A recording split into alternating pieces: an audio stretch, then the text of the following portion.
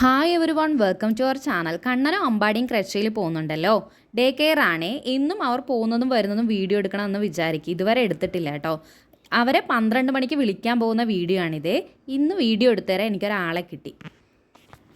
കീയും കുടയൊക്കെ എടുത്ത് ഇറങ്ങുവാണേ. മഴ ഇപ്പോൾ ഇറങ്ങുന്ന ടൈമിൽ ഉണ്ടായിരുന്നില്ല, എന്നാലും കുട എടുത്തു.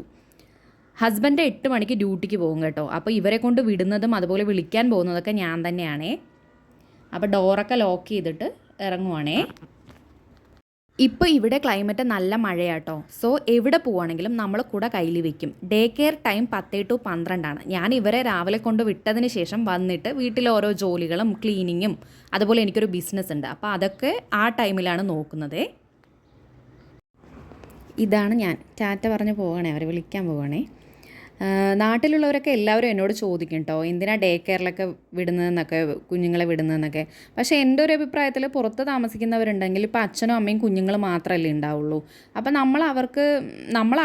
അവരെ നമ്മളെയും നമ്മൾ അവരെ മാത്രമാണ് കണ്ടുകൊണ്ടിരിക്കുന്നത്. അപ്പോൾ ഈ അടുത്തൊക്കെ ഡേ കെയർ സൗകര്യങ്ങൾ ഉണ്ടെന്നുണ്ടെങ്കിൽ നമ്മൾ വിടുന്നത് തന്നെയാണ് നല്ലത്, എൻ്റെ ഒരു അഭിപ്രായമാണ്.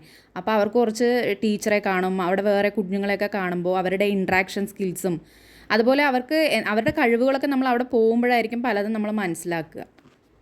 പിന്നെ കണ്ണനും അമ്പാടിക്കാണെന്നുണ്ടെങ്കിൽ അങ്ങനെ പോകുന്നത് ഭയങ്കര ഇഷ്ടമുള്ള കാര്യമാണ്. പുറത്ത് പോവുക, ബാഗൊക്കെ റെഡിയാക്കുന്നു എന്ന് പറഞ്ഞിട്ട് അവർ കരയുക അങ്ങനെ ഒന്നുമില്ല, നല്ല ഇൻട്രസ്റ്റ് ആണ്. കണ്ണനായാലും അമ്പാടിക്കായാലും ക്രച്ചിൽ പോകുന്നത്. കാരണം അവിടെ കളിക്കാനൊക്കെ ഒരുപാട് സാധനങ്ങളുണ്ട്. ടീച്ചർ നല്ല കെയറിങ് ആണ്, ആയമാരായാലും നല്ല കെയറിങ് ആണ്. കുറേ അധികം കുഞ്ഞുങ്ങളുണ്ട്. അവർക്ക് ഇതിനകത്തിരുന്ന് എന്നെയും ഹസ്ബൻഡിനെയും കാണുമ്പോൾ ഭയങ്കര ബോറായിരിക്കുമല്ലോ. അപ്പോൾ അവിടെ പോയി ഫ്രണ്ട്സിനെയൊക്കെ കാണുമ്പോൾ അവർക്കൊക്കെ ഭയങ്കര ഹാപ്പിയാണ്. അങ്ങനെ ഞാൻ കാർ സ്റ്റാർട്ട് ചെയ്ത് ഇറങ്ങി കേട്ടോ. കണ്ണൻ മാത്രമാണെങ്കിൽ ഞാൻ സ്കൂട്ടിയാണ് എടുക്കാറുള്ളത്. ഫ്രണ്ടിൽ അവനെ നിർത്തിയിട്ട് പോകും. ഇപ്പോൾ അമ്പാടിയെ ഞാൻ മെയ് മാസം മുതലാണ് ക്രച്ചിൽ വിടാൻ തുടങ്ങിയത്. അതുകൊണ്ട് 2 പേരാകുമ്പോൾ എനിക്ക് സ്കൂട്ടി കംഫർട്ടബിൾ അല്ല, അതുകൊണ്ടാണ് കാർ എടുക്കുന്നത്. അപ്പോൾ ഫ്രണ്ട് സീറ്റിൽ തന്നെ സീറ്റ് ബെൽറ്റ് ഇട്ടിട്ട് 2 പേരെയും കൂടെ ഇരുത്തിയിട്ടാണ് ഞാൻ കൊണ്ടുവിടുന്നതും വരുന്നതും ഒക്കെ. കണ്ണനും അമ്പാടിയും രാവിലെ പോകുന്ന ടൈമിൽ ഫുഡ് കഴിക്കുന്ന കാര്യം കണക്കാട്ടോ. അങ്ങനെ അധികം കഴിക്കാറൊന്നുമില്ല. പിന്നെ നിർബന്ധിച്ച് ഞാൻ കൊടുക്കാറില്ല. അവർക്കിങ്ങനെ വൊമിറ്റിംഗ് ടെൻഡൻസി പോലെയൊക്കെ വരും. രാവിലെ എണീറ്റ് പാല് കുടിച്ചിട്ടൊക്കെ ആണല്ലോ. അപ്പോൾ അങ്ങനെ പാല് പെട്ടെന്ന് ഡൈജസ്റ്റ് ആവില്ലല്ലോ. അപ്പോൾ നമ്മളിനി 12 മണിക്ക് വിളിച്ചുകൊണ്ട് വന്ന് ഫുഡ് കൊടുത്തിട്ടൊക്കെയാണ് അവരെ ഉറക്കുന്നത്. ഞാൻ എത്തി കേട്ടോ. വണ്ടി പാർക്ക് ചെയ്തിട്ട് അവരെ വിളിച്ചിട്ട് വരാം. അതിനകത്തോട്ട് വീഡിയോ അലൗഡ് അല്ല. സോ ഞാനിവിടെ പാർക്ക് ചെയ്തിട്ട് അവരെ വിളിച്ചിട്ട് വരുമ്പോഴുള്ള വീഡിയോ എടുക്കാം കേട്ടോ. ഓക്കെ, പോയിട്ട് വിളിച്ചിട്ട് വരാം.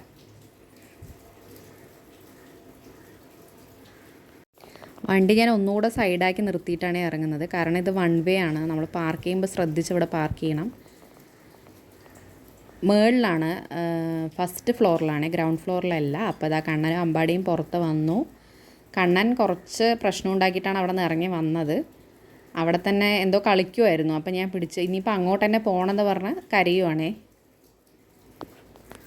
അങ്ങനെ തിരിച്ച് നമ്മൾ വീട്ടിലേക്ക് മടങ്ങി. ഇനി പോയി ഇവർക്ക് ഫുഡ് കൊടുക്കണം, പിന്നെ ഇവരെ ഉറക്കണം, പിന്നെ ബാക്കിയുള്ള എൻ്റെ ജോലികളൊക്കെ ചെയ്യണം. അപ്പോൾ നമ്മുടെ വീഡിയോ ആദ്യമായിട്ട് കാണുന്നവർ ആരെങ്കിലും ഉണ്ടെങ്കിൽ ഒന്ന് ലൈക്ക് ചെയ്യണം, ഷെയർ ചെയ്യണം, കമൻറ്റ് ചെയ്യണം. അതുപോലെ തന്നെ ഒന്ന് സബ്സ്ക്രൈബ് ചെയ്യണേ. Thank you. ഇന്ന് ഇത്രയേ ഉള്ളൂ. ബായ്.